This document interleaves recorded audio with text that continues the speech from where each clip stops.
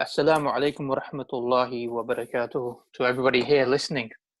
Now, it's always odd whenever I give a talk over Zoom because I can't see anybody. So I don't know if they're interested in what I'm saying, if they're not. So those visual cues aren't there. And hopefully, inshallah, today's discussion is interesting. Just so that you're aware, this presentation actually gave a few days ago. So I thought I'd repurpose it, use it largely, but also add certain points. So some of the points in this presentation might not necessarily be the points that you're expecting today, but I'll expand upon that. So this topic, Islam and atheism. Yeah. So I put here, this was the title of the topic that I was giving a few days ago, a week ago now. Islam versus atheism, understanding the implications of atheism on an outlook on life compared to Islam. Now, today's topic is very similar to this topic, which is really talking about the psychology of belief. You know, how is it that we approach our belief, whether we're Muslim or non-Muslim, because everybody has a particular set of beliefs and values that they hold on to.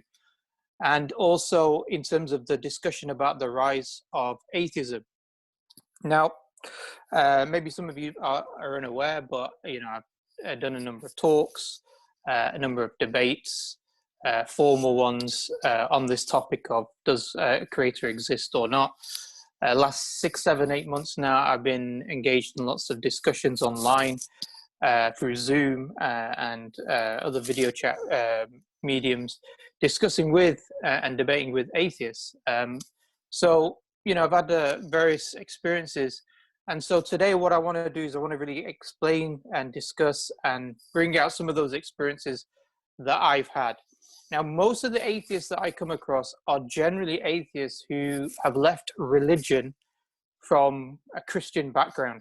So they're white, Christian, and they stop believing in Christianity. And what you find, which is quite interesting with these atheists, is that they have no other view, no understanding about any other religion, any other deen, way of life, except their Christianity, and that they seem to equate rejection of Christianity with rejection of all religions and all God claims. Yeah, they think if you reject Christianity, it means therefore God must not exist. And so when they come across and I start discussing with them about Islam, how we approach our belief, how we approach our discussion about belief in the Creator, Allah subhanahu wa ta'ala, to be honest, they've never really heard this, which is surprising. Maybe just to give you one example of this, there was an atheist I was talking to, and he has his own YouTube channel, and he has shows on a regular basis. And he hosts it, he runs this particular YouTube channel, he invites various guests on, he has debates between theists, mainly Christians, or Christians against atheists. And I asked him a question, I said, look, you know, you're an atheist, so, you know, have you heard the arguments for and the evidences for the belief in a creator? And he turned around and said, yes, I've heard all the arguments, all the evidences. And so I said, well, okay, have you heard this particular point? So I went and we started discussing with him a particular evidence and argument for the existence of a creator that has a will, that has intentionality, that created the universe and created all that exists within terms of the contingent beings. And at the end of it, and we only took about 15, 20 minutes discussion with him, he was completely silent. And he said, I'm going to have to go away and think about this because I've never heard this argument before. Yeah. So I'm thinking, hold on, you previously said that you'd heard all the arguments for belief in a creator and you reject all of them as being, you know, invalid, unable to prove the conception of a creator or not. And yet, after a 15-minute conversation with him, he's in a position where he can't answer the point, and it seems quite reasonable in terms of what we discussed today, or what I discussed with him at that time. So I'm not going to go through the evidences today because I think that's next week's session. So we're going to talk about that in more detail, but I want to talk about a few things in terms of atheism and its particular implication. And I think it's really important to understand that. Before I talk about that, you know, we need to talk about, is there a rise in atheism? And I think according to various statistics, they say the number of atheists varies between 200 to 600 million. So it's still a minority. not, unexpectedly, the largest number of atheists exist in China and Russia. And I'm sure you're probably thinking, why China and Russia? Or some of you may be, but some of you also may realize that China and Russia both had long years under communism. China still considered itself a communist country. And communism itself is predicated upon the fundamental rejection of any deity, any creator, any God, and that all that exists is matter. So the largest number of atheists are in China, Russia, and also obviously the Western states like Europe and America. And at the moment, the largest rise of atheism that exists is actually in Western countries of people leaving Christianity for atheism. So as an example of this, in the US in 2003, there was approximately 11% atheists. And then in 2018, that number had almost doubled to 21%. And at the same time, Christianity in the US declined by approximately 10% during that same period of 2003 to 2018. So what you're basically finding is that people are leaving Christianity and adopting atheism itself. So why? What's the reason for this in the last 15, 20 years? What's the reason for the rise, particularly in the West, and to a lesser extent, sometimes we come across now Muslims who, or former Muslims who say, I'm an atheist now. So what's the particular reasons for this? What's this particular rise? The first thing that we need to note is that we live in secular societies. What does that mean? That means we live in societies in the Western world, primarily, you can see it quite evidently, but also across the world, that societies have relegated the importance of the Creator, Allah subhanahu wa ta'ala, and also religion, obviously we're here talking about Islam as Muslims, in societal affairs. So inevitably, this leads to people no longer thinking that religion is important. Belief in a creator is an important discussion to have or to hold on to. Because if all of my life I'm living according to a non-religious, I'm not even concerned or caring about the existence of a creator because it doesn't impact upon how I live my life, then inevitably this results in further secularization such that people now, basically turn around and say, well, might as well just reject God because it has no impact in my life anyway. So that's the first reason, the secularization. And what was also interesting is that during the secular societies themselves in the West, and then communism in its rise and its importation to places like China or North Korea and also Russia, that these ideologies, these secular ideologies, were born out of a rejection of Christianity. So people wanted to reject Christianity. They saw it as being irrational. They saw it as being, oppressive, the church control over the state. And so they began to reject Christianity. And amongst them, there was various political philosophers and general philosophers like Jeremy Bentham or John Stuart Mills, who started to articulate, or David Hume, who started to articulate arguments against belief in a God. The reason why they did this is because they were trying to dismantle what they saw as a Christian civilization or a society that was built upon Christianity. If they can attack belief in a creator, belief in God, and demonstrate that is irrational or that's not justified, then the whole of Christian civilization or a society built upon Christianity crumbles. And so therefore, what takes its place is a secular order. So, this is what happened, 300-400 years ago, started to a certain extent during the Reformation period. And then more and more people started to articulate arguments against religion, against Christianity, and therefore against God. And this resulted in the secularization and the types of societies that we live in today, which are liberal, secular, capitalist states. So that's the first thing. But in the last 15, 20 years, we have seen post 9/11 a very, particular narrative that has been created and that is being pushed, which is similar to what's happened 300 years ago, 350 years ago within Western Europe, which was to attack belief in God. Again, we're seeing the same thing, the attack against the belief in God as a way to attack religion generally, but more specifically Islam in particular, because there was a growing awareness that the Muslim world in the Muslim lands, that they were growing more conscious about Islam, not just on an individual level, but also on a societal level as well. So they were concerned about this, and so they began to attack certain aspects of Islam, one of them being belief in Allah subhanahu wa ta'ala. So as an example of this is, Richard Dawkins, famous atheist, he wrote this particular quote. He said, they might not be horrible people. So he's talking about the 9/11 hijackers. He goes, they may be righteous people who believe they're doing right.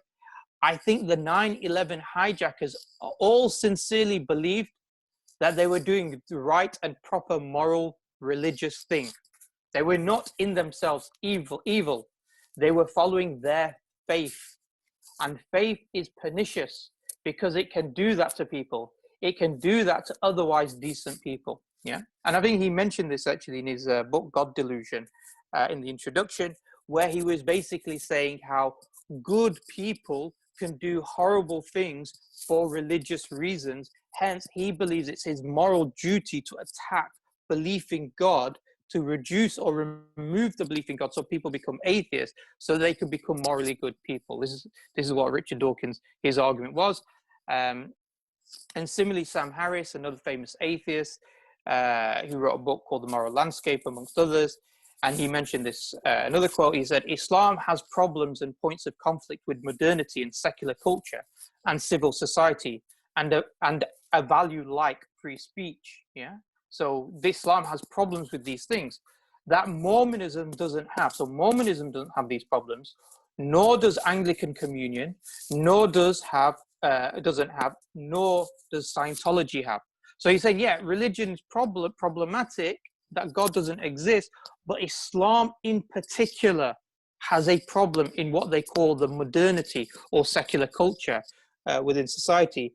And so these guys, these atheists, and we also see this in wider society, begin to attack Islam.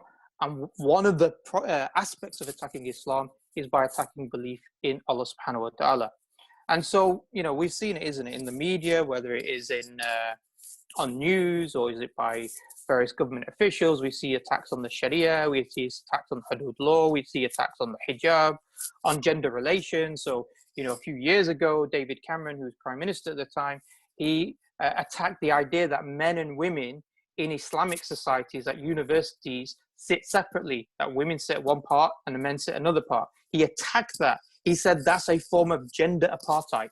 It's like black people in the time of the civil rights movement or prior to the civil rights movement in America were told to sit at the back of the bus. Yeah, so saying, well, this is gender apartheid within Islam.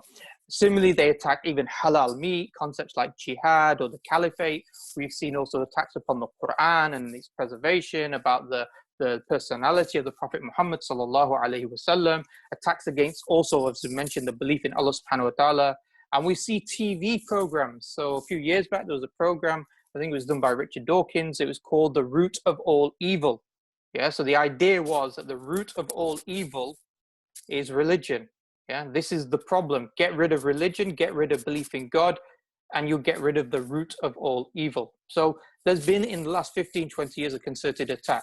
And as a result of this, what we find is some people, whether they're Christian or formerly theists or even some Muslims, they feel as though the peer pressure about, the attacks against Islam is so strong that they don't want to be part of that, barrage of attacks. And so they succumb to this type of peer pressure. Similarly, you find other people, they think it's about being part of the intellectual club, to be an intellectual is to be an atheist. So if I want to be seen as an intellectual, I'm going to call myself an atheist, card-carrying atheist, and therefore I'm somehow an intellectual. So, you have this type of mentality that's created. And so what you now find, and this is my own experience, is what you find is many atheists, like that person who I mentioned at the beginning, who said, I've heard all the arguments, and after 15 minutes, suddenly didn't have the ability to answer any of the points and said he had to go away and think about it because he's never heard this argument. What you find is many atheists think they understand the arguments Yeah, but in reality, they don't. They don't even understand some of the basic points in terms of what atheism is, what it leads to, or what the arguments and evidence is for the belief in Allah subhanahu wa ta'ala is. Now, I'm not saying all atheists are like that, but there are many atheists, many like so-called internet atheists that you find like this. Yeah. So what is atheism? So there's basically two types of definitions that atheists like to use. The first definition that I mentioned here is that the evidence is insufficient for any God or God's claims. Yeah. And so this is what they're claiming. They're claiming that, you know, they claim a number of things. They claim, one, that all human beings are born atheists. They're not born theists. So in order to now accept a proposition that a God exists, or, you know, they also believe God, so it could exist. In order to accept this particular proposition, you need to now have evidence. Without evidence, then you would be atheist from it. Yeah. So this is one claim, and this is a new claim. This is a new definition of atheism. This definition came about in the 1970s because the classical definition of atheism that has been around for thousands of years, pretty much, which is the second definition, is the claim that there is no God or gods. So it's a positive claim. They're saying we know that there is no God or gods. And what's interesting is one of the reasons why they abandoned the classical definition is because they were trying to, you know, say that the burden of proof isn't upon them. They're not saying that they are saying there is no God. They're just simply saying that the evidence that you're presenting is insufficient to prove that a God exists. However, both are actually positive claims. So if you say the evidence is insufficient for a God or gods, it means you know the evidence and you see that the evidence is flawed and you can demonstrate why that evidence is flawed. So it's a positive claim. Similarly, it's a positive claim to claim that human beings are all born atheistic, yeah, or with atheism, yeah, as atheists. You know, you have to demonstrate that is the natural state, and obviously as what we would call as Muslims the fitrah of a human being, that they're born not believing in any particular deity, yeah. So in essence, why is the claim of atheism? The claim of atheism is in essence saying that there was no intelligent agent or agent who chose to create the universe. The universe, including humans, arose either from nothing or an internal natural process or processes. So they're saying we don't know. It could be that all the universe, all the things that we see around us came about from nothing. Could be the case. People like Lawrence Krauss, you know, he tries to argue this particular point. Or they will say that maybe it's an eternal natural process. So there's a famous physicist, his name is Roger Penrose, and he proposes this idea or this theory called conformal cyclic cosmology. Yeah? We don't have to go into the discussion about that now, but we'll maybe talk about some of these things in next week's session. So that's in essence, that is what they are claiming. There is no agent that chose to create the universe. The universe, including humans, arose either from nothing or an eternal natural process. So the question is atheism under those definitions classified as a particular worldview or ideology? Does atheism tell us anything about how to live our life? Yeah. Does it give us how to understand civilization? Does it give us an understanding about, you know, our moral views? Yeah, our actions in life? The short answer is no. It's not a worldview in that definition of a worldview. It doesn't bring about a particular civilization. Yeah. But, and this is really important, atheism does have some key implications. So there are certain things that atheism results in. And this is really where the focus of my discussion is going to now address. What are those key implications? And here I'm not really going to be arguing whether this proves God or not. I'm not really arguing that. I'm just simply saying these are the implications of atheism. And these are quite serious implications to what it means to be actually a human being. Yeah. So what does it mean to be a human being? Yeah. So we would say that human beings are special. And even if people want to say, oh, human beings are not special, we can say human beings have certain unique qualities. Yeah. So what is a human being? So we say human being is made of matter, but also a rock is made of matter. So, you know, we human beings are made of material. A rock or a tree or whatever is made of material as well. So, but we are made of something. Secondly, is unlike rocks, we're considered life or living. Yeah. So we are living things. We're not, you know, dead matter like a rock. But similarly, again, a bacteria would be classified as a living thing, a living organism like a human being. So yes, we're made of matter, we are living, but we also have a third thing regards to us. We have these drives, these instincts. And one of these instincts, so, you know, we see other animals have drives. So you see animals that, you know, if they get scared, they have the flight or fight response. You know, they procreate, you know, they have survival instinct, they have a procreation instinct. But one thing that's unique, special about human beings is that we see sanctification instinct. Which basically just means desire to revere, a reverence, yeah? And we'll discuss that in a bit more detail later on in terms of what does that mean. But we have this desire in us to want to undertake acts of worship. So you don't see that in the animal kingdom. You don't see that with other living things, that they are driven in order to sanctify you know, something more than material. The fourth aspect that makes us as human beings is this idea of having a mind. So what does that mean? It means being conscious. It means having free will. It means having rational capacity. It has moral agency. We seek to be moral agents. We seek to undertake actions based upon purpose. And we also have the capacity to form language as well. So there's a number of things in regards to that in terms of what it means to be a human being. Yeah. Now, some of these points I'm not going to address now because I'm going to address it later on. Yeah, in the next week's circle. But atheism simply states humans are matter, and that matter is a product of naturalistic causes that occurred by random chance and or for no reason except governed by non-conscious physical laws. So you're not special. You are like the rock. Yeah, you just happen to be a human being by random accidental chance, by the particular governing laws that existed. So you're not special. You have no inherent self-worth beyond being the fact that you're material. Atheism itself cannot account for any of those four things that I mentioned, yeah, and even the key points within the concept of the mind. Atheism cannot account for any of these things. So yeah, so like I said, human beings are special or unique, but atheism is not going to say you're special or unique. And atheism, more further than this, will not be able to account for why you're made of matter, why you're living, why you have instinct, specifically the sanctification instinct, and why you have a mind, consciousness, free will, rational capacity, moral agency, and language capacity. Yeah, so atheism cannot account for any of these things. Yeah, which actually results in a self-refutation of atheism. Yeah.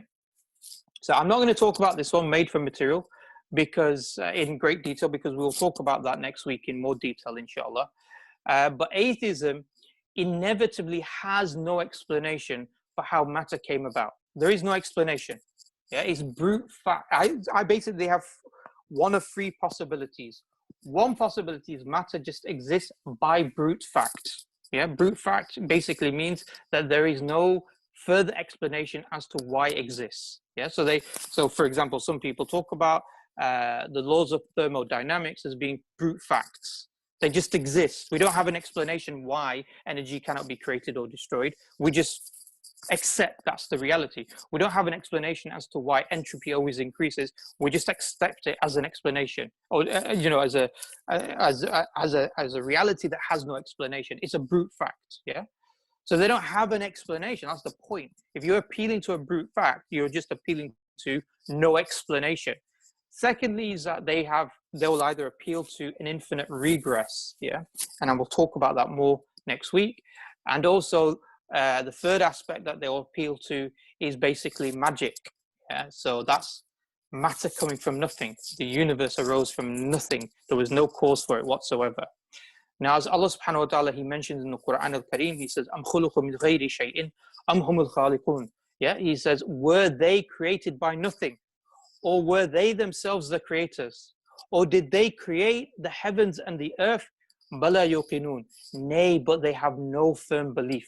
So this denial or this inability to explain where material comes from, yeah, the appeals that they, you know, the fact that they have to have brute facts on infinite regress or universe coming from nothing, all of this demonstrates that they have no firm foundation. They cannot even account for what the physical material that makes up a human being. Forget about the rest of it, but we'll talk about the rest as well. So the third aspect, the second aspect is, can atheism account for how life arose? Now, some people who are clever and tuned in will say, but this argument seems like a God of the gaps or an inductive argument. Now, it's not. I'm not using this to prove God of the gaps. I'm simply explaining that atheism, holds certain implications, and those implications have no foundation and evidence for them whatsoever. So what is that? Atheism holds that life ultimately arose from non-living matter, what we call abiogenesis. So biogenesis is life coming from life. Abiogenesis is life coming from non-living matter. So even if they turn around and, you'll get some atheists who go, no, life on Earth may have come from a meteor that had a bacteria on it from from outer space, or there was life on Mars and billions of years ago, and there was a meteor that crashed into the planet Mars, and this meteor then ejected material, including bacteria, that then came to the Earth. That doesn't really explain where life comes from. That's just putting it, going back a step. You still need to explain that step. Ultimately, it does boil down to this idea that there was a point where there was no living matter, and this non-living matter resulted in life.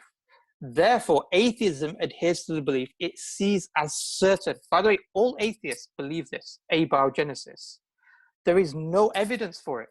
So there's not one experiment that demonstrates how physical, non-living matter can randomly, by chance, become living things. There's no evidence, but that doesn't mean that atheists are saying, well, we're agnostic about it, because if you're agnostic about whether living things can come from matter, non-living matter or not, then ultimately what you're saying is that you're agnostic about belief in God, because the only other explanation would be that there was some foundational, necessary living being that created life. So Allah subhanahu wa ta'ala mentioned in the Quran al-Kareem, he says, say to them, Allah gives you life, then causes you to die, and then he will assemble you on the day of resurrection, about which there is no doubt, but most of mankind know not. Allah subhanahu wa ta'ala is affirming that life is given by life that human beings have, life that we see around us, is ultimately given by Allah subhanahu wa ta'ala. So this point about abiogenesis is a really interesting point. Like I said, when I talk to atheists and they turn around and say, we only believe what we can see, what we can experience, what we've got data for, what we can test. And I'll ask them the question, do you believe in abiogenesis? And they'll say, well, yeah, ultimately. And then I'll say, well, what empirical evidence do you have for abiogenesis? And they'll say, ultimately, none. And so they adhere to this particular belief without any particular evidence for it, at least now, at the moment. So the third aspect is instincts. So what do we mean by the sanctification instinct? Sanctification instinct is the desire to want to worship. We see this across all cultures and all civilizations from all different times, that they have sanctified and worshipped something. Even in those avidly atheistic societies, like communist societies, they revered their leadership. So when communism first arose in Soviet Union, they banned all religion. They banned the Orthodox Christian church, but they were unable to sustain it. It was short-lived. And as a result, they had to reintroduce the Orthodox church and control it to allow people to manifest that desire to worship. In North Korea today, where religious practices are practically forbidden, they preserved the body of their former North Korean leader, Kim Il-sung. They embalmed his body, and it lies inside a clear glass sarcophagus. And his former residence has been turned into a mausoleum, and people go and visit it. Now, this is a form of sanctification. This is sanctification of a particular leader, because at the end of the day, under communism, you know, a dead person is no different to a rock, yeah, to something else which is dead. So why would you give it greater value when it's the same material? The reality is they're giving it greater value because of this sanctification, this desire to revere and worship. And we see this in many other examples as well. So, for example, you know, before the exams, you know, when people are revising, you know, at the end of the year, you find many people, whether they're religious or not, whether they believe in God or not, become very philosophical, don't they? The night before the exam, people are turning around and saying, you know, is this what life's all about? You know, there must be something greater in meaning to life, because they know they're not revised properly and they're not studied properly. So now they're thinking, you know, is my future just pegged upon passing this exam? So they become very philosophical, and people on the day of the exams, they'll either, you know, Muslims, you'll probably hear them, you know, reciting some du'as, yeah, or saying Qul huwa Allahu ahad over and over again, you know, because they're trying to, you know, worship, they're trying to get, you know, appease the creator in order to gain some sort of success through the exams. And even those who are not religious, they'll have maybe lucky charms or lucky pens, you know, or something that, you know, some ritual that they do in the beginning of the day in order for them to be successful. And, you know, those of you who know about football, lots of footballers have lots of superstitions before the game. So, you know, the recent one that I heard of was Ander Herrera. Yeah, if people know about him, he plays for PSG. He used to play for Manchester United in the past, and he has his old shin pads since he was about 7 or 8. It's his lucky shin pads. So even though they're tiny, they're for a little kid, he still wears them to this day because he believes it's going to give him, you know, some sort of success. That's the manifestation of the sanctification instinct. Yeah, so it's not something which is that is constructed by the society that you live in. So you're not born religious because you happen to come from a religious family or come from a particular culture. You're born innately with this desire to want to worship. And this is something that many studies have found. So one particular study that was done by the University of Oxford in 2011 found that religion was something shared across all human civilization. So one of the co-directors, Professor Roger Trigg from the University of Oxford, said the research showed that religion was, in his words, not just something for a particular few to do on Sundays instead of playing golf. We have gathered a body of evidence that suggests that religion is a common fact of human nature across different societies. This suggests that attempts to suppress religion are likely to be short-lived, as human thought seems to be rooted in religious concepts such as the existence of a supernatural agent or gods and the possibility of an afterlife or pre-life. Another, he's a New Scientist writer, Graham Lawton, he made the point. He said, they point to studies showing, for example, that even people claim to be committed atheists tacitly hold religious beliefs, such as the existence of an immortal soul. So he's saying it's just so ingrained, it's part of the fitra, the innate nature of a human being to want to worship.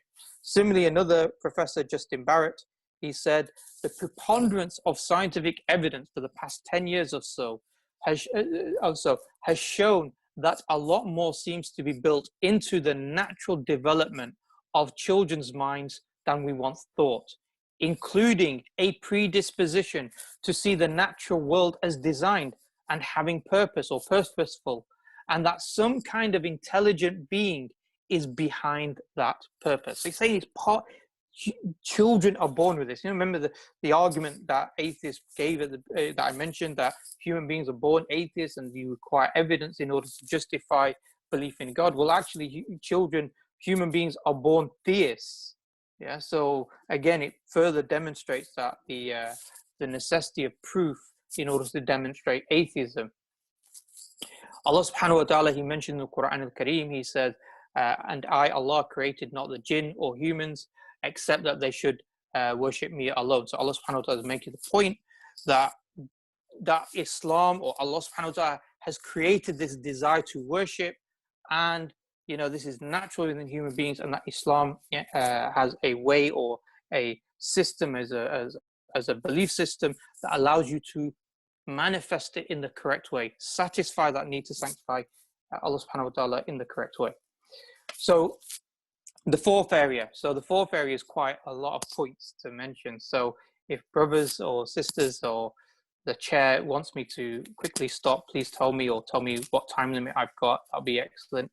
And I will try and keep it as short as possible. But this is really important. Atheism cannot account for any of the aspects of the mind that we naturally and intuitively and rationally take to be true. Yeah. One of the key problems within atheism, and this here is about atheists who call themselves materialists. Yeah. So there are some atheists who believe in what they call panpsychism. Yeah. And that's problematic in itself.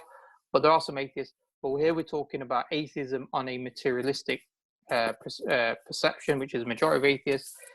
One of the key problems that they have is to explain how is it that human beings are conscious. Yeah, science, and this is what in science and in philosophy, this is called the hard problem of consciousness. Why is it the hard problem? Science cannot provide an explanation of how consciousness arises from human beings. Specifically, how consciousness arises from non-conscious material. So our brain is made up of neurons, of cells, of neurotransmitters. You have action potentials. You have the influx of ions inside and out and going outside of the neurons. Yeah, this causes the action potentials. These are all non-conscious processes. They're not conscious processes. Not somebody's making these particular neurons to do these particular actions. They're non-conscious processes. And so the question is, how does consciousness come out of non-conscious processes? Now, I don't want to go into too much detail to this because maybe we can leave it for the questions and comments later on. I'm actually going to do a course on this particular topic area anyway, to go into a bit more detail. But consciousness is basically three aspects. Mainly it's two aspects, but they also add a third aspect. The first one is to do with qualia, which is our subjective experiences. And that subjective experience, consciousness, is a first-person subjective experience. So when I look at, for example, this can of Coke, which is in my right hand, and I see it as red, yeah, my experience of red is first person. How you experience the color is different. It is your first-person subjective experience. There's nothing in the can, nor in the light that reflects off the can, that defines how it should be experienced, but yet it's experienced in a particular way. Science is a third-person objective analysis, which means science looks at things not from my experience of a subjective a reality, but rather tries to quantify and reduce that experience into something that's quantifiable and measurable, a third-person objective experience. There's a problem of trying to bridge that particular gap. They can't bridge it in that particular way. So that's to do with qualia. The second aspect is to do with another concept in consciousness, in conscious theory, called intentionality, which is to do with how you think about something. I don't want to go into too much detail. Maybe we'll leave it for the questions and comments later on because of the time. But consciousness, even at this moment in time, cannot be explained. Hence, there are different theories of consciousness. One of them is called panpsychism, and this is by a professor called John Searle. And what panpsychism believes is that all things, he says that you can't explain how non-consciousness produces consciousness. It's a in principle problem. Yeah. Therefore, the solution to this problem is to believe that consciousness and material exist at the same time in all things. So this can is conscious. Yeah, it has material and consciousness. Yeah. We are therefore material and also have consciousness. So this is called panpsychism. Atoms and electrons are conscious. So he says we take this just simply as a brute fact of science, that we just have to explain it because there's no other way of explaining how consciousness arises. So we just have to accept that consciousness just exists with no explanation in all things, including this kind of code. That's called panpsychism. And some professors in philosophy actually hold on to this. Another one is a professor called Donald Hoffman.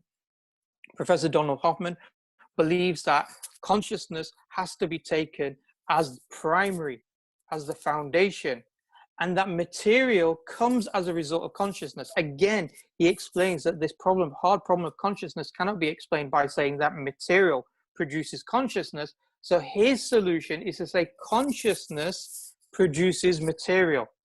Yeah. So this did not exist until I was consciously aware of it. Yeah, this is his particular theory in regards to this, and that's because atheism has an inability to explain consciousness. So this is a quote that I got. It says, which just summarizes the points. Why on earth should all those complicated brain processes feel like anything from the inside? Why aren't we just brilliant robots, capable of retaining information, of responding to noises and smells and hot saucepans, but dark inside, lacking an inner self? And how does the brain manage it? How could 1.4 kilograms of lump, moist, pinkish beige tissue inside your skull give rise to something as mysterious as the experience of being that pinkish beige lump and the body to which it is attached? Yeah, so it just summarizes that point. The other aspect, as we mentioned in about the mind, which is the second aspect of the mind, is free will. Again, atheism under materialism cannot account for free will. If the mind is simply the product of material forces, then your thoughts and choices were not determined by you, but by the non-conscious particles interacting under physical laws. If materialism is true, then every future state is a product of past states, including your desire to choose or your free will. So, for example, we naturally intuit that we have the ability to make choices. So if I had a cake in front of me and I had ice cream in front of me, I'd be thinking, I have the ability to choose between the two. But under materialism, your choice was already determined for you. And you know when it was determined? It was determined at the moment of the Big Bang. Because at the moment of the Big Bang, when you had all this material that was created and the universal laws set, then every single effect was a result of that particular prior cause. And that chain of dominoes resulted in you being created, your brain being the particular way it is, the chemicals in your brain firing in a particular way, the action potentials firing in a particular way. All of this is causally related to a prior effect. And all of that, as a result, means that your ability to choose was not you choosing, but prior states causing you to make those choices. Sam Harris, who has a PhD in neuroscience, as well as being an Islamophobe, he says, free will is an illusion. Our wills are simply not of our own making. Thoughts and intentions emerge from background causes of which we are unaware and over which we exert no conscious control. We do not have the freedom to think that we have. So we think we have freedom to think, but we don't actually have that ability to make those free choices. Yeah. Now in Islam, Allah subhanahu wa ta'ala has mentioned in the Quran, in Surah Al-Balad, Allah subhanahu wa ta'ala mentioned, did we not show him the two paths or the two high roads of good and evil? So Allah subhanahu wa ta'ala places responsibility to follow the Sharia upon adult sane humans. And we know also from Hadith of the Prophet ﷺ, the pen is lifted from free people, a sleeping person until he wakens, a child until he becomes an adult, and an insane person until he regains his sanity. The whole idea is that in Islam, we recognize people have responsibility over the free choices that they make. Yeah, and based upon that, he's going to be face accountability, or she will face accountability. So that's free will. So therefore, free will under atheism and materialism cannot be accounted.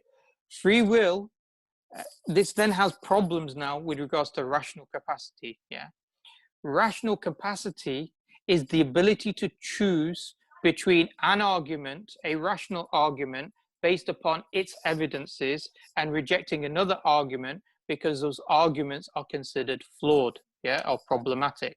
But if that requires free will to make that decision, so I've got to have free will in order to say why I believe this is rational and why I believe this is irrational. But under materialism, which results in determinism, it means human beings didn't choose their thoughts that they hold. They can't say that they're being rational. So when you have atheists that turn around who are materialists, who claim you're just being irrational, yeah, believing in God, well, hold on, you can't even ground your rationality, because to ground your rationality presupposes free will, and free will presupposes the ability that you know, you're not just physical matter that is firing in a non-conscious way. So they cannot change the thoughts based on evidence, as this presupposes human beings have free will to make choices. So the ideas you believe are true are not grounded on any rational decisions you made, but were thoughts that were determined. Yeah. Now this actually means that it becomes self-refuting. For example, if as a person I rationally conclude, so if you have an atheist who rationally concludes that all that exists is matter, and that conclusion results in his mind that matter causes him to have the brain states and therefore the thinking states that he has, then he cannot have said that he made a rational decision to say that all that exists is matter. It's a self-refuting argument. Yeah.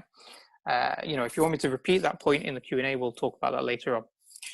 Whereas Allah subhanahu wa ta'ala says, no, you do have rational capacity. Allah subhanahu wa ta'ala says, you know, indeed, inna fi khalqis samawati wal ard, indeed, in the creation of the heavens and the earth, and the alternations of the night and the day, li'ayati lil ulil albab. These are indeed signs for men of understanding, for people of understanding, people who have thought, have rational capacity. So Islam affirms what we naturally intuit, yeah, what we naturally accept, that we have rational capacity because of this. Moral agency is a problem under atheism. Atheism is the belief we came from nothing, by nothing, for no reason. The inability to establish free will, so if you can't make free choices, then morality just basically becomes null and void. Humans are accidents whose purpose has no inherent, no objective meaning. So you have no inherent purpose.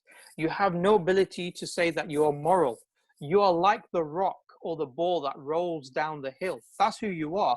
The choices that you think you're making is just inevitability of natural laws that push you to make those particular choices. And this results in nihilism. Yeah, the fact that there is no objective meaning or purpose or morality within life. Everything is subjective, and not even just subjective, everything is determined in a causally related way. Whereas Allah subhanahu wa ta'ala mentions in various ayat of Quran about how there is concept of truth and that there is a concept of morality. Our morality is taken, the desire to want to be moral is taken from following what Allah subhanahu wa ta'ala says in the Quran, like in Surah Al-Baqarah, where it says, Kutiba alaykum al-qital, ordained upon you is fighting, even though you dislike it, and it may be that you dislike a thing, but it's good for you, and there may be a thing which is that you want or you like, but it's bad for you. Allah knows and you do not know. Yeah. So Allah subhanahu wa ta'ala, this is where we ground our morality in the unlimited, infinite creator who knows everything and knows how the creation should act better than the creation itself. Yeah. So this is how we ground our morality. So in conclusion, and I know I've gone through some of these points relatively quickly, just because of the time, but in conclusion, atheism not only doesn't tell us how to live our lives, so it's not a basis of how to live our life. Belief in Allah subhanahu wa ta'ala and the belief in Islam tells us how to live our life. It is a foundation for a civilization. You want to talk about civilization, establishing civilization? The foundation for civilization starts and rests upon belief that Allah subhanahu wa ta'ala exists. Because only through the belief in Allah subhanahu wa ta'ala existing can you account for matter, for life, for the fact that we have this instinct to sanctify, for the fact that we have a mind, the fact that we have consciousness, free will, the ability to make rational decisions, the grounding for morality, the grounding for purpose. All of this is grounded upon and established upon fundamentally the belief that Allah subhanahu wa ta'ala exists. Atheism has no grounding for this, yeah, even rationality itself. Yeah, so therefore atheism is incompatible with human, our ability to make rational decisions, but also incompatible fundamentally to the human nature, what makes us unique and special and have inherent worth. Jazakallah khair. أقول قولي هذا واستغفر الله والحمد لله رب العالمين. I don't know if the chair wants to jump in or, Jazakallah. That's fine. Jazakallah so much, Ustadh. That was a very interesting talk. I think a lot of us are quite submerged into all the detail, and I think we're just kind of trying to still manage, trying to manage the content and trying to understand it. But it was very interesting. Mohammed, are we going to do a question and answer now? Yeah, inshallah. I think we've got one question already. So yeah, we'll start off with this one. So this first question is about, so we got a question from one of our brothers. So about predestination. So my question is about free will from an Islamic perspective. If God is all-knowing and He's in control of everything, doesn't it contradict the idea of free will within Islam? So if Allah wills something and mankind wills something else, whose decision goes? And would I have free will if Allah decides otherwise? Yeah. So, firstly, we have to accept this idea that under materialism there is no free will. There is no free will. Yeah. So we'll address the issue of the theistic argument for free will, but under materialism there is no free will. So there is no ability to justify it. That's why many materialist atheists are determinists, even if they argue that another theory of free will is to do with compatibilism, but compatibilism is just basically reduces down to determinism. You don't make choices. The fact that you're making a choice is actually determined through prior causes. And so, they still say that human beings, quote unquote, are making choices, but in reality, they're not. That's compatibilism. It reduces back to determinism. In terms of the Islamic perspective, and, the arguments for free will, or the arguments that says that an all-knowing creator doesn't impinge upon human free will, well, we need to understand two things. Having knowledge of what's going to happen in a future event is not causative of that future event.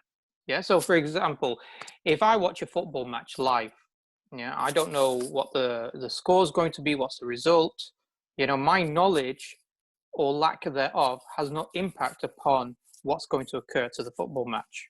Now, if I watch a football match or any sports match where in a replay and I already know what the result is, so I recorded it, I'm rewatching maybe the highlights or whatever it is, match of the day, whatever. Now, in that situation, I know what's going to happen. Now, my knowledge of what's going to happen means that the result, the conclusion won't occur outside of my knowledge. But still, the knowledge of what's going to happen is not causative of the result. So nobody would say the fact that you're watching the replay highlights of, a football match is the result, is the cause of the result of that football match. Yeah. So nobody's going to say that. Yeah. So you have to understand that, yes, things won't happen outside of Allah's knowledge, but it doesn't mean that Allah subhanahu wa ta'ala is determinant upon your action. So that's the first question. Hopefully that's dealt with.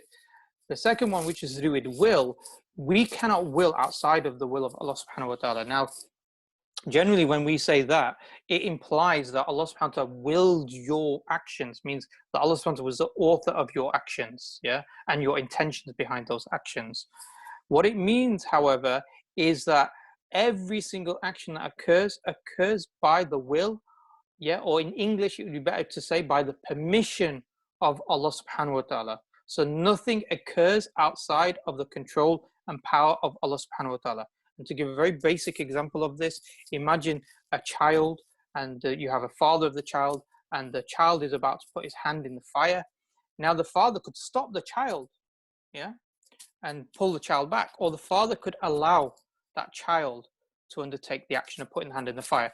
If the father allows, then the child did the action by permission of the father, yeah, by implication. And in fact, even under law, you know, there's a distinction between grabbing a child's hand and putting in the fire to allowing a child to put the hand in the fire. Because in the second aspect, you would be prosecuted under neglect, yeah?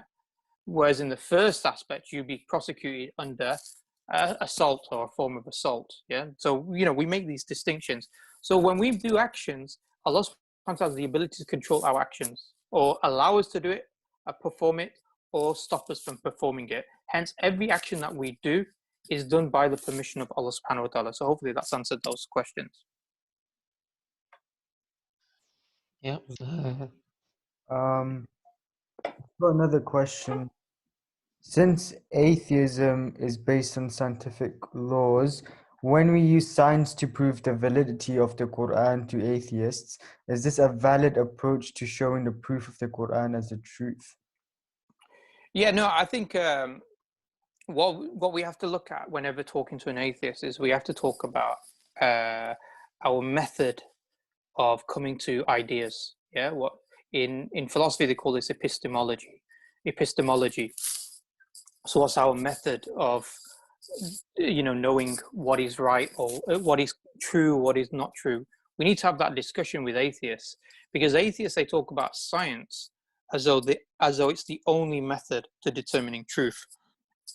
And so we have to break this down to them, make it simple for them to understand that science cannot be the basis of determining all truths, and anything that's not scientific is not true. For example, as I mentioned today, science cannot explain the existence of consciousness. That doesn't lead to the conclusion, therefore, that because science can't prove consciousness exists, yeah, they can only prove brain states, or they can prove action potentials. Yeah, I hope some of you have done biology, so you know what action potentials are. Yeah, so hopefully that's not like random, but it's basically electrical signals in the brain. Science can demonstrate that, but science can't demonstrate that results in your personal experience, first-person subjective experience. Science can't explain that. That doesn't mean you don't have a first-person subjective experience, or another person has a first-person subjective experience. Yeah, so just because science can't explain certain things doesn't mean, therefore, it doesn't exist. Another example that I like to give is like the painting Mona Lisa. The painting of Mona Lisa, what science will tell us is what's observable, testable. So we can observe and test the paint, and we can look at the composition of the materials of the paint, and we can look at the reflection of the light at a specific wavelength and a specific energy. That's what science will tell us. But science cannot determine that there was a painter that painted the Mona Lisa. Science can't tell us that, you know, it was Leonardo da Vinci. So these are outside of science. So even before we talk about Quran and, you know, science and, you know, predictions and things like that, we need to break down and talk about rationality. And one of the famous scholars of Islam, Imam Ghazali, he talks about how there are three general methodologies or three ways of thinking or coming to know things. Firstly, he said through empiricism, which is science, through experience, through what we see. Secondly, he gives the argument about testimonial evidence. So he says Baghdad, he gives the example of Baghdad. He goes, Baghdad, you may have never gone there, but because so many people have reported that Baghdad exists, that you can believe in it. It's testimonial evidence, yeah? And the third argument that he uses, or the third way, is called analytic and synthetic propositions, yeah? So for example, if I turn around and I say,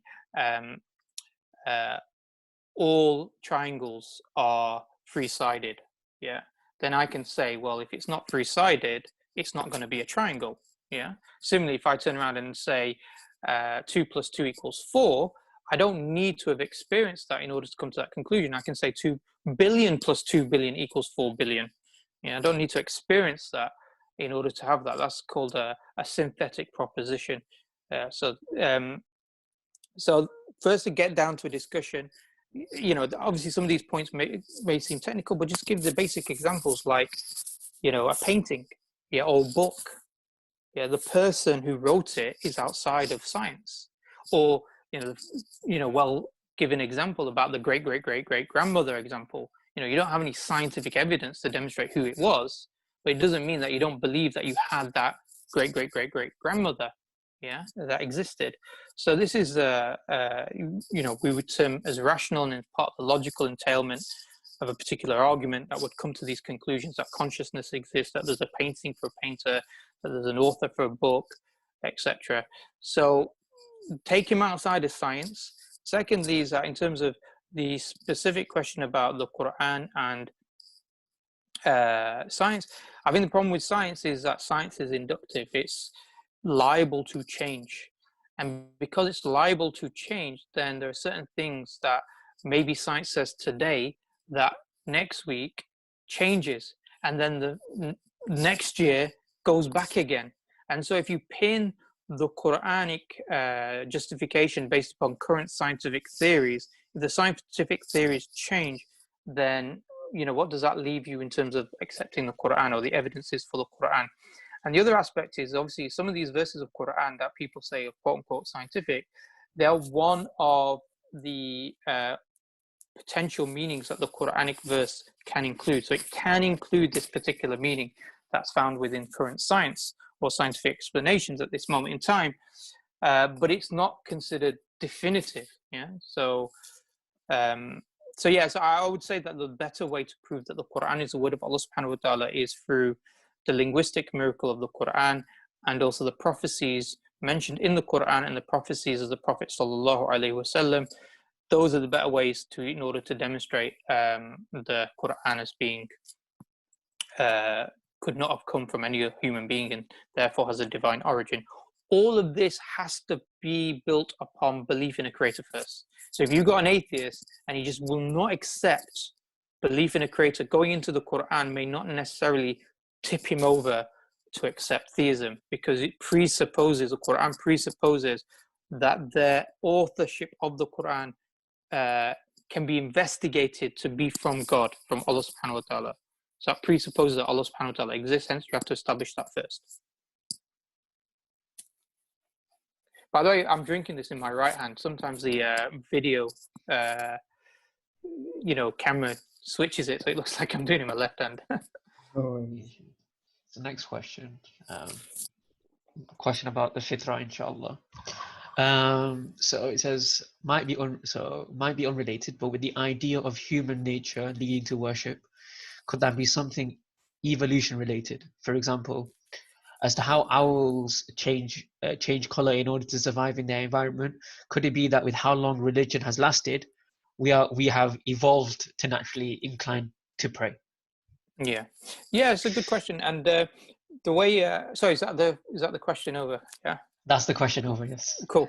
So I had a discussion with one atheist, and I went and I discussed the evidences for the belief in a creator. And in Arabic, say wajib al-wujud. In English, you say necessary being. Yeah. So argument for necessary being, the argument for necessary being that this necessary being requires intentionality. So this creator isn't just some material that always exists, but rather is something that always exists, is self-sufficient, but chose to create, had intentionality behind creating.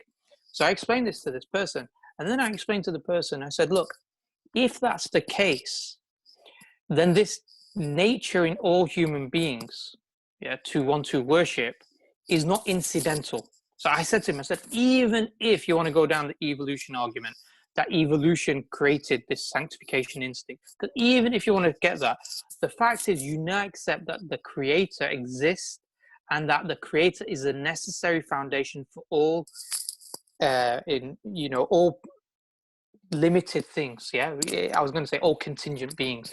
So all contingency means things that possibly could exist but requires some explanation as to why they exist in that way. And that explanation is the creator. Allah subhanahu wa ta'ala created it to be that particular way.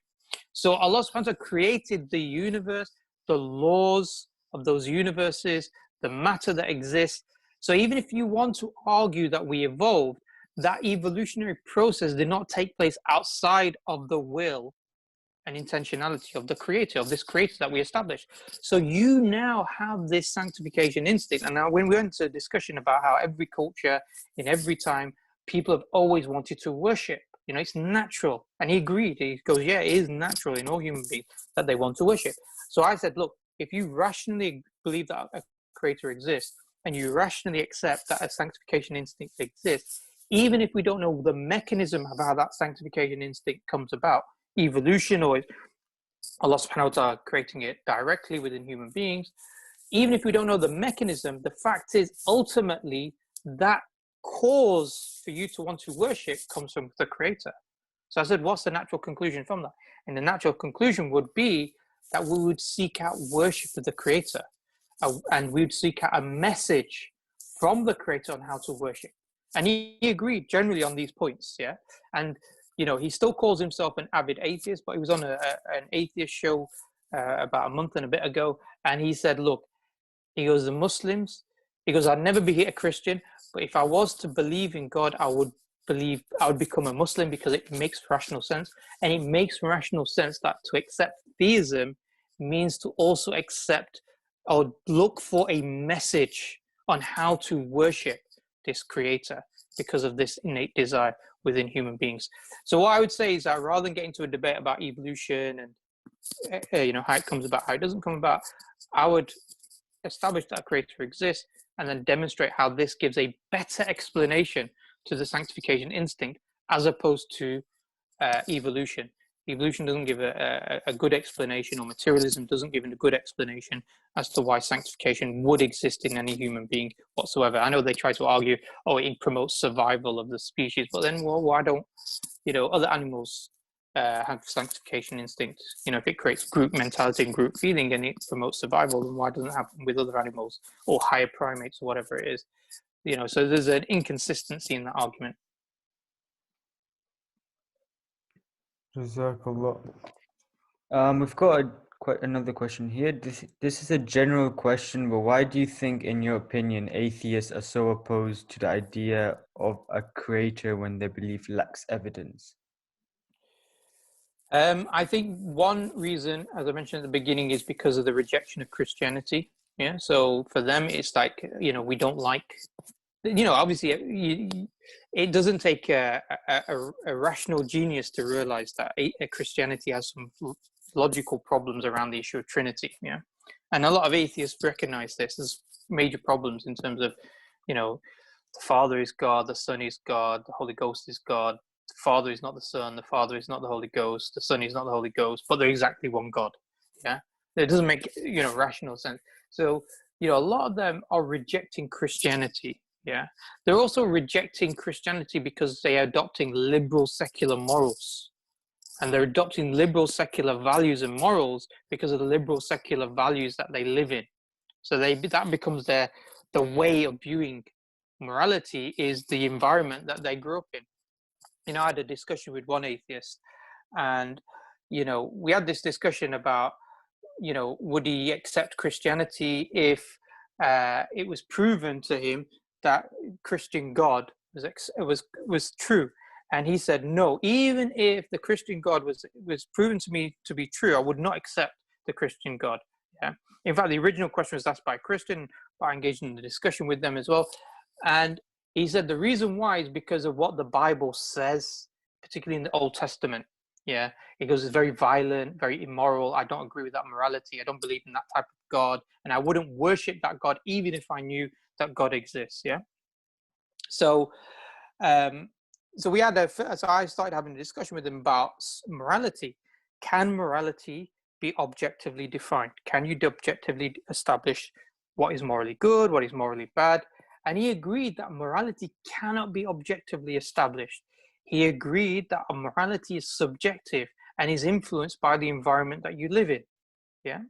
So I said, okay, so on what grounds do you have, as a finite, limited being, to deny worship of a God because you disagree with the moral precepts that this God has revealed. On what grounds do you have?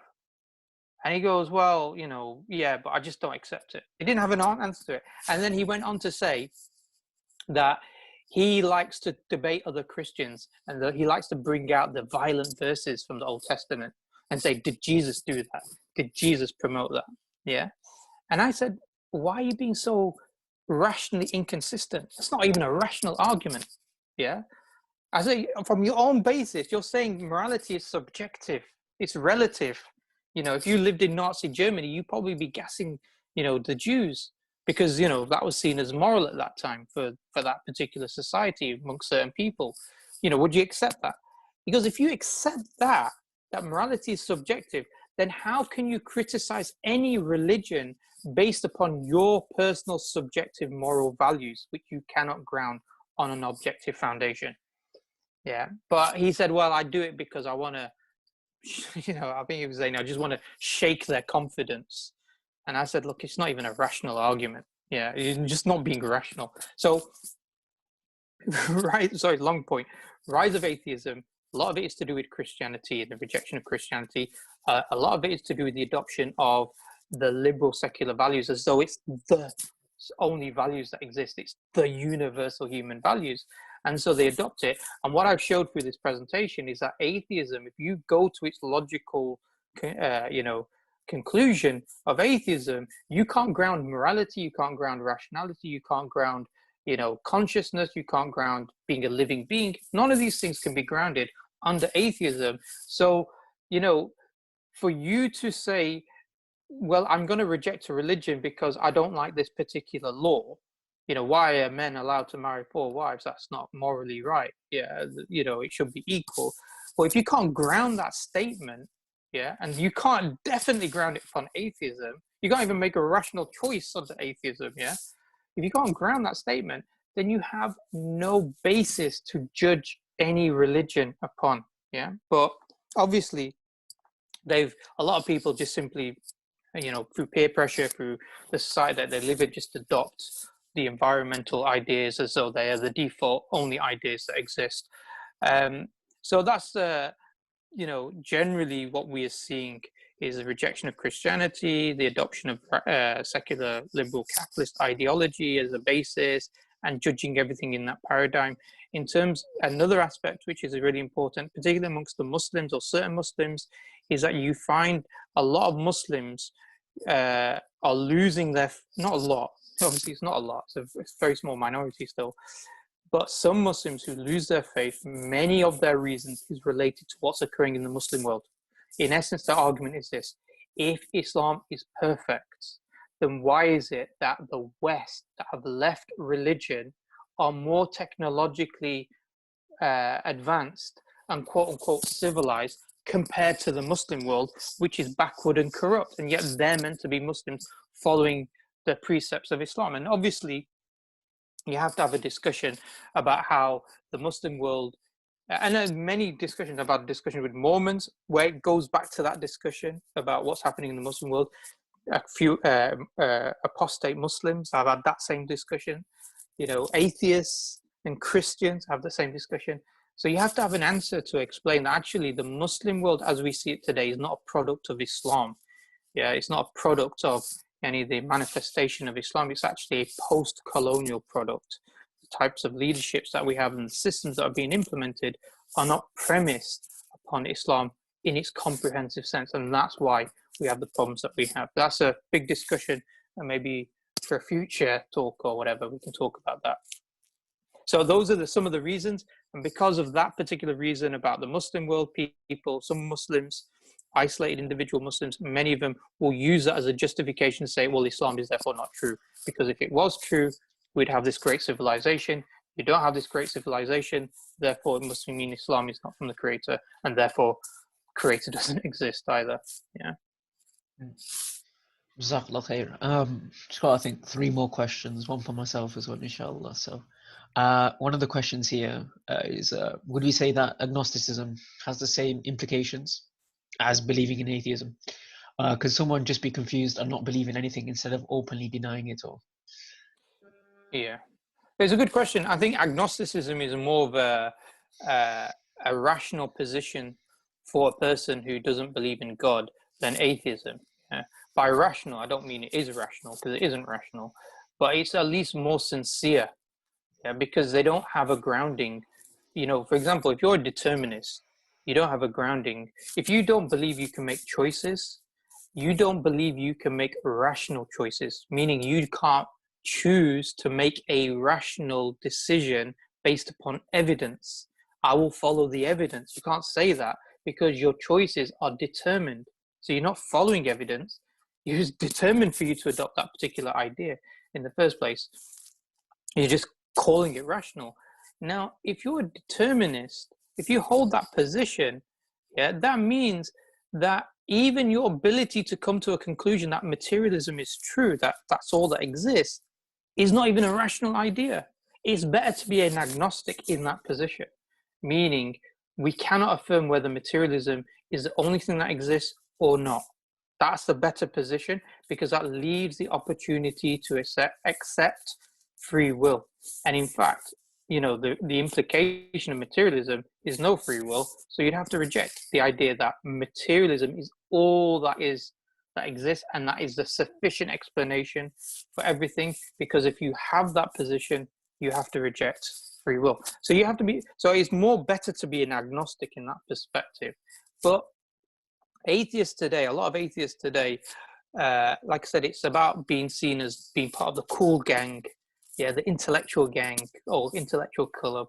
I want to be an intellectual. I want to be like Neil Tyson deGrasse, or Richard Dennett, or Sam Harris. I want to be these types of people, because they're all like Lawrence Krauss. They're all cool science guys, and looking for evidence. And I want to be a science guy. Again, it's really interesting that I speak to a lot of atheists, and they quote things, like conformal cyclic cosmology, and they have no clue about physics. They have no clue about biology, and they're talking about as though, RNA can be synthesized from non-living material. And it's like, okay, so is that your explanation of abiogenesis? And they go, it is. I go, do you know how what is RNA? Do you know the different types of RNA? They don't know these things, but they're like, I want to be cool. I want to be part of, the intellectual people. That's why they do it. And so when you sit down and you thoroughly study the subject, and you understand the implications of atheism, and you sit down and talk to these people and you demonstrate these points, they have literally no foundation for what they're saying. I don't know if that's answered the point. We went on a bit. Inshallah. Just to follow up on that as well, from my own question, inshallah, it's just to go back to the title of this workshop today. It's the rising tide of atheism. Often when we look at, obviously, in universities and things like that, people don't have faith, and I think latest census data, like 54% people don't ascribe themselves to a certain faith.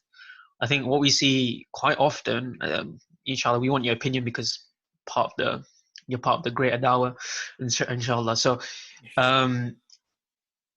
what we see is some people just simply don't care. So we have a rising sense of apathy, rather than actually and then sometimes what they try to do is, when you have apathy, they'll attribute, okay, we're rational because we believe in atheism. So maybe so a lot of the time it's a byproduct. The actual thing is they simply don't care. Where does that come from? So I think obviously it comes from this idea that whether you believe in God or whether you don't believe in God, how you live your life is based upon your own desires. So therefore, belief in God becomes relatively irrelevant. Before the secularization of Europe, what you found was belief in God and belief in religion defined how you lived your life and how the society ran. So the laws, the monarch, all of these different facets of society was controlled and was underpinned by a particular religious belief. When they detached that, they adopted liberalism. They said you are free to believe what you want, you're free to have freedom of expression, you have personal freedom, you have freedom of ownership. The greatest drive within human beings is simply to pursue materialistic benefit, and that every individual should be free to do whatever they want, so long as not infringing upon the freedom of another individual. And they left it at that. So therefore they said, well, if you want to believe in it, it's up to you, but don't have that impact upon, outside in the public life. It's good for you to do on a Sundays or Fridays, privacy of your own home or inside a mosque. But as soon as you leave that, then you operate according to a different standard. And so this is why, a lot of people, are not bothered about, non-Muslims, wider society, are not that bothered about this question of whether God exists, because they can't see the necessary connection between belief in a creator and how this is going to impact their lives and the societies that they live in. Yeah. And I think that's the key aspect of the dawah, is that if you can demonstrate how these various problems that we face, whether it's talking about the environmental crisis, whether it's talking about, COVID-19 and what's going on with the pandemic, or whether that's to do with, a few years ago you had Occupy Wall Street that occurred, or whether that's to do with, Me Too campaign, demonstrate how belief in God, specifically, obviously, belief in Islam, addresses these issues from a foundation, a worldview. That worldview is built upon the fact that Allah subhanahu wa ta'ala exists and that Allah subhanahu wa ta'ala has a day of judgment. And that creates a unique worldview and has given us guidance that we follow. And this guidance covers all aspects of our life. It addresses the issue of the environment. It addresses the issue of the problem of the elderly. Yeah, it addresses the issue of, men and women, how they should interact and how they can overcome the over-sexualized nature of society. All of these things Islam does. And then suddenly the discussion about belief in God becomes relevant again. Yeah. So obviously today we've had a bit more of a higher level discourse in terms of, talking about consciousness and morality and irrationality in relation to materialism and atheism. These are all going to have impact upon how human beings live, how the societies are. But some of these more practical discussions are things that are probably going to get people interested in, in terms of it affects them, they sense it around them. So I think about those topics, when you engage and talk to people, talk about, what's happening in the news, what's being talked about, and then demonstrate how Islam views it and how the problem is a cause or result of secularism, or is a cause or a problem of liberalism or atheism or materialism, that these things cannot answer the problems. They manifest it. As an example, really quickly, sorry to go on, but, the whole discussion about mental health is a really big discussion, especially in regards to young males between the ages of 18 and 35, that the highest rates of suicides is between these two groups. Why is it that in a society that's supposedly so rich, Britain is the fourth or fifth richest country in the world, yeah, that, there's so much technology and, entertainment industries and all these things, yet there is such high suicide rates, particularly amongst males? Why is there such problems in terms of, depression and anxiety? 1 in 5 people suffer from depression or anxiety. Why is that? These are major issues of concern that people are talking about it. What's going on? This is where you can then start to talk about Islam. Islam understands human beings as a people who have these instincts, these desires, this mind that looks for objective purpose, that wants to be moral, that wants this desire to worship. Yeah, just like, if you deny people the procreational instinct, they're probably going to get very agitated. In the same way, if you deny or don't satisfy the sanctification instinct, you're going to get miserable people. Yeah.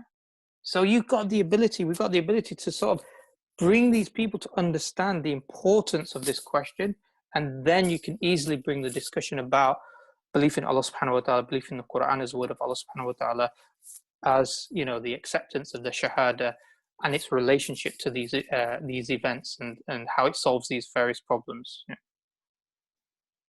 Jazakallah khair. Just a little point onto that as well. Is it the case where that undermines, like this new movement or a sense of apathy across the world? Does that undermine the argument for the fitrah that we all have natural disposition towards Allah, towards the Creator? Not really. I think what's interesting, what you'll find now amongst a lot of non-Muslims, is this idea of being spiritual but not religious. I don't know if you heard this idea. So mindfulness, mindfulness. you know, where you control your breathing and you close your eyes and you meditate. You know, even Sam Harris, this guy who hates Islam and hates religion so much, even he talks about being spiritual and how spirituality is important, but under an atheistic paradigm. Yeah.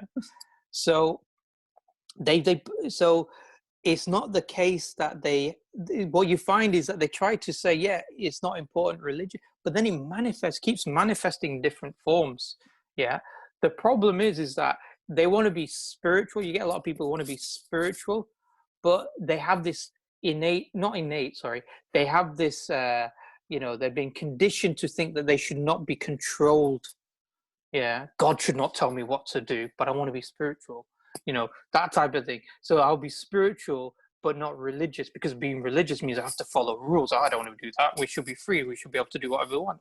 So they try to satisfy both aspects within themselves, but in reality, they're not satisfying the sanctification instinct properly. And by doing what they want to do themselves, they're not actually going to lead to happiness or tranquility. The nature of human beings wants and desires to worship, which means to submit to Allah subhanahu wa ta'ala. That's our natural state of a human being, you know, not just Muslim, a human being. And, you know, sometimes you have to make an intellectual argument for people to experience that or understand that. Other times that they have to sort of live that experience in order to appreciate that point as well. Jazakallah khair. Last two questions, inshallah. We do appreciate your time. No problem. I know it's been about 1.5 hours this has gone on. So last two questions. What is the concept of new atheism? What's all that about? Yeah, so this new atheism is just this very aggressive, you know, not only does God not exist, I hate God type of thing, na'udhu billah, yeah? This is sort of this very aggressive, you know, attack. And the reason why they've gone down this aggressive route is because, you know, for them, it's not about the sincerity of the argument, yeah, about having a rational discourse. For them, it's because they think that it's like almost like evangelical Christians, you know, they're going around proletizing atheism everywhere. You know, you're wrong, you're an idiot, you're stupid. And they come out with some stupid arguments. Honestly, most of these neo-atheists or new atheists, you know, that you come across, even like the Dawkins and the Harrises and Lawrence, they come out with some stupid arguments, yeah? I was watching one video where, you know, this atheist, he was asked a question, and the other atheists going, yeah, what a clever answer, what a great answer. And he goes, and the person asked him a question, you know, about belief in God. And he goes, which God? Zeus or Medusa, yeah, or Odin or Thor? Which God do you want me to believe in? Yeah, therefore no God. So he's like, come on, man, that's not even an argument. Yeah, it's like saying gravity. Which gravity? Gravitons as a particle, gravity as a force, or gravity as, you know, distortion of space-time. Therefore, no gravity. Come on, that's not even an argument. Yeah, just because you have multiple theories about a particular concept doesn't mean therefore that thing doesn't exist. Yeah. So, and again, the point here is that belief in a creator is not a belief in a specific religious claim. Obviously, as Muslims, our rational conclusion that a creator exists aligns perfectly with what the Quran tells us about the creator, Allah subhanahu wa ta'ala. They are, you know, hand in hand. Yeah.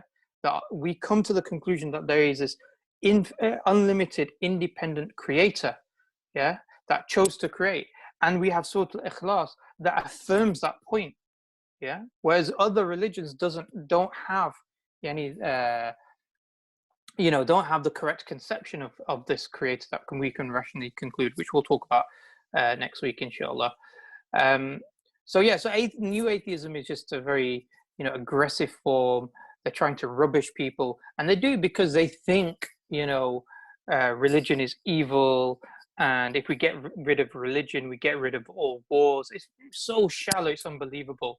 It's like, you know, hold on, you know, communist Russia, communist China, tens of millions of people died as a result of communism under an atheistic paradigm.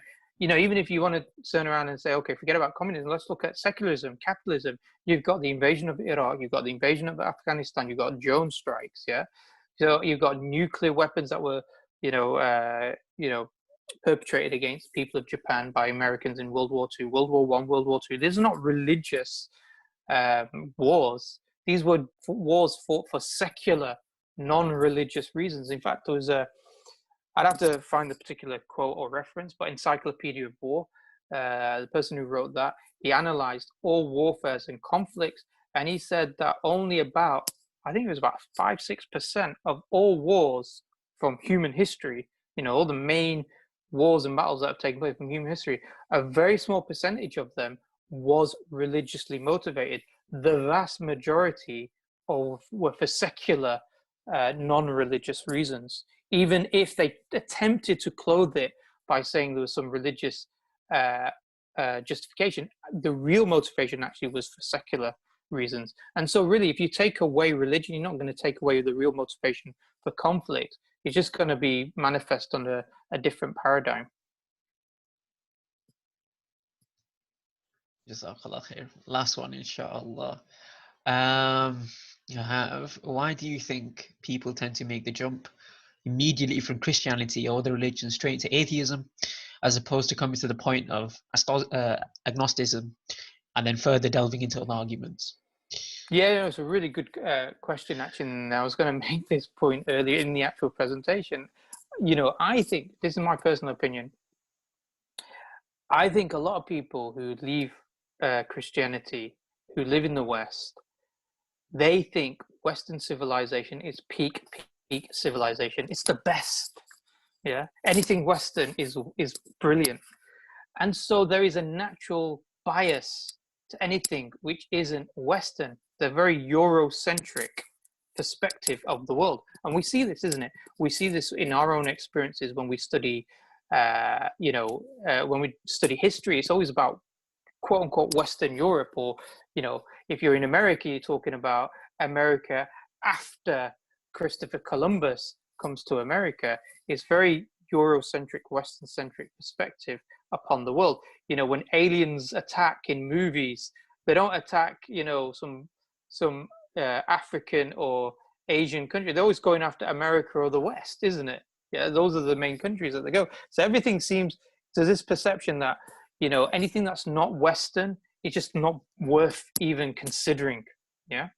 So if Christianity, which they perceive as being born out of the Western civilization, even though it wasn't, Middle East, but even they perceive it as being part of or foundations from Western civilization, that if Christianity is wrong, and that's peak religion, that's the best religion out there, then that must mean all religions are wrong. In fact, forget about all religions are wrong. It must mean that all God claims are wrong.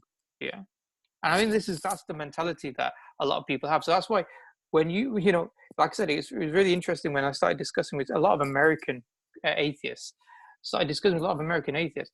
and they were just like, it's quite funny because these American atheists, because there are Christians as well that discuss, the American atheists make it a point to say Muslims have a greater rational argument than Christians, and that if I'm atheist, I'm definitely atheist against the Christian conception of God, but not necessarily the Muslim conception of God.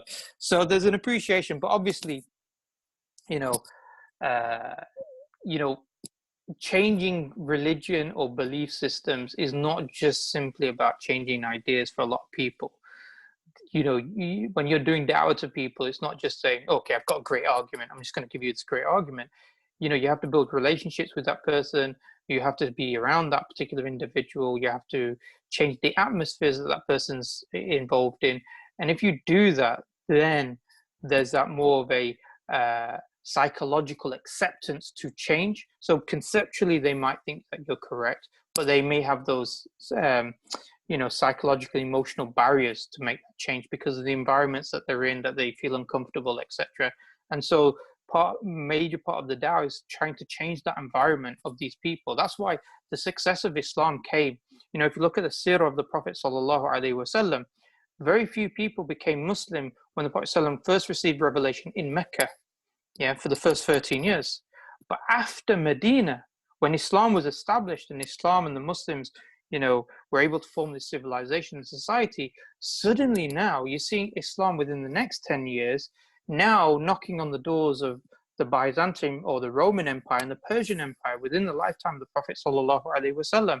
And then during the Khulafa Rashidin, then you start to see the massive rapid expansion of Islam and the numerous people that became Muslim because the environment changed. Now, obviously, from our perspective on an individual level, if you have somebody you're trying to talk to, build that relationship and connection with that individual. It's not just an argument that's going to convince him. It's about, being around them, trying to, help them, etc. And then when you bring the arguments in, they're more likely to feel comfortable in accepting those arguments and inshallah making that change. Jazakallah khair. We did say that was going to be the last one, but another one's popped up. But hopefully you've Oh, got right, time just for one more. The last one, inshallah. And after this point, this is the cut-off period, inshallah. No problem. And I know we'll be taking up quite a bit of people's time. So it's about the sanctification instinct. So how you mentioned about people having mental health issues and part of it being due to them denying the sanctification instinct, and how Islam helps with this. What would you say then in response to people commenting on the Muslims who have mental health issues despite them accepting Islam? Yeah. So now I can imagine what people are going to say. Oh, this guy's denying that mental health exists, and it's all, the fact that they're not Muslim. No. So mental health is an important point. When you look at depression is normally categorized into three types: mild, moderate, and severe. And there are also there'll be further two categories: reactive depression and non-reactive depression or chronic depression. Now, there's no denying that there is a biological aspect in certain mental health conditions. Yeah. So I'm not denying that there are biological aspects. So irrespective of what that person's position is, there may be certain biological factors that he has no control over and that nobody else has any control over, that is causing that particular person to feel the way that they are, and therefore they need medical professional help. Yeah. In fact, any depression, you need medical professional help, but certainly in terms of biological depression. However, there was a study that was done about happiness. Yeah, it was done by I can't remember. I think it's Goodwin. I'd have to check the name. And it was discussing about this relationship between wealth and unhappiness. Yeah, that he said, look, it's more than just simply talking about it from a biological perspective. We can't just talk about human beings as just being robots that, have got something wrong. And the way to solve that is by giving them, SSRIs, if people know about them, selective serotonin reuptake inhibitors like Prozac or fluoxetine. It's not going to be solved by that. Rather, you got to look at the human being holistically and look at the environment that he cohabits, and how he perceives that environment as well. And what I'm saying is that as a result, when you start to understand mental well-being, in a holistic sense, then, and in this study it mentioned the point, he said people who had religious beliefs generally self-categorize themselves as being more happy, more satisfaction and more tranquility than those people who lacked a strong religious center. He also mentioned other aspects like family life and the importance of stability in the family home, etc.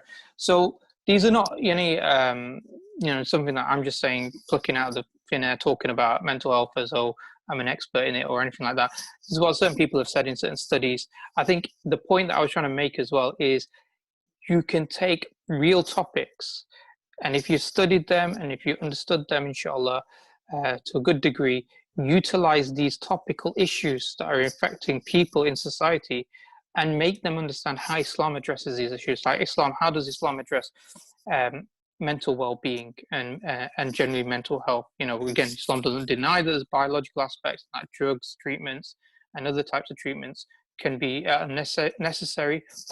Part of my work is to deal with people who've got mental health as well. So, I'm not ignorant on these things, but also Islam addresses human beings holistically. Yeah, it doesn't just look at people as, atomized individuals within society. Rather, they look at human beings as people who have inherent worth that live in societies and communities. And Islam accords to that nature within the human being. Islam affirms things like family and family bonds and ties and the responsibility for that. Islam affirms the fact that you have a sanctification instinct that requires satisfaction. Islam has systems and rules related to the regulation of how to satisfy our survival instinct, desire to work and earn wealth, or procreation instinct, how to get married and how to look after children and wider family bonds. So Islam has this comprehensive nature to create balance within a human being, and that's part of the thing that's being missed in today's secular liberal society world, where ultimately they can't even ground purpose or inherent value within one individual or one human being, irrespective talking about all these other aspects of human beings. That's why when we say Islam builds a civilization, this is what we mean, and why atheism has implications in terms of the outlook of a human being, but it doesn't have the ability to create a civilization, not like Islam. Jazakumullah khair. Very comprehensive. I think I can agree with everyone that it's been a really good talk. Very, very quite deep. A lot of things to think about, inshallah.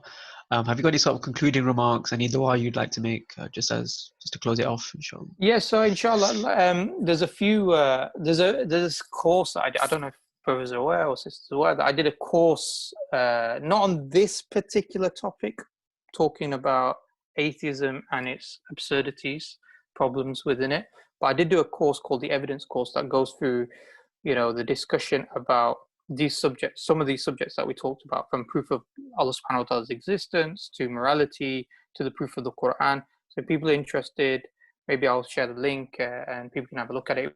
Originally, it was like a sign-on course that people had to sign on for. It was free, but it's been put up on YouTube. So inshallah, if people are interested and want to learn more, they can check that out. And I'll be doing this as maybe a bit more as a course, so I can go into the subject areas a bit more detailed, inshallah.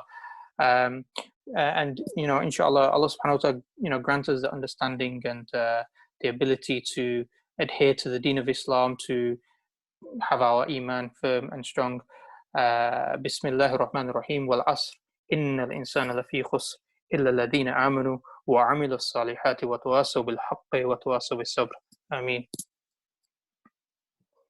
Jazakallah. I've actually I found the course and I've just attached it in the chat box. So if anyone wants to have access to it, is in the chat box. Cool. That's fine. So Jazakallah so much for your time. Very good understanding of today's topic. Just for a sneak peek, could you possibly tell us what you're going to be talking about next week? We're going to go through the evidences for God's existence. There's a lot to talk about in this topic area, and this is one of the problems, is that sometimes when you do a lot of reading and research in this particular topic area, have discussions, you want to talk about everything, but we're going to talk about some of the key arguments. Like one of the arguments called the contingency argument, another one's like limited finite dependent. We're going to talk about, could the universe perpetually exist in one form or another form, or does all the arguments result in the necessity of what we call a wajib al-wujud, or a necessary being, a creator, Allah subhanahu wa ta'ala. So we're going to do that. Yeah, that's going to be next week, inshallah. Okay, I think we'll just leave it there. Thank you for coming, and we'll see you next week, 7 p.m. Next Friday, 7 p.m. Jazakallah. Assalamu alaikum wa rahmatullahi wa barakatuh. Alaikum assalam wa rahmatullahi. Mo, just stay behind. Yeah.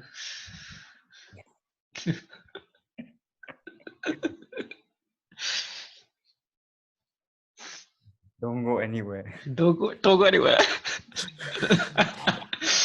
How are you? Alhamdulillah. What about yourself? Alhamdulillah, bro. What were you teaching? GCSE?